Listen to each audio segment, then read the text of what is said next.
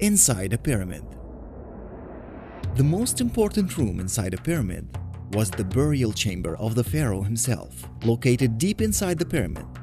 As well as the pharaoh's mummified body, the chamber contained fabulous treasure, all sorts of items the pharaoh might want in the afterlife, and beautiful carvings and paintings. Behind doors leading off the pharaoh's chamber, there were small temple rooms and other burial chambers for members of his family and servants. Sometimes the pyramid builders put in fake burial chambers to try to trick any grave robbers who managed to break into the pyramid. All that super valuable treasure hidden inside the pyramid was always a huge lure to grave robbers. They were a determined lot too, and despite all the security, the treasure was robbed from nearly all the pyramids by 1000 BC.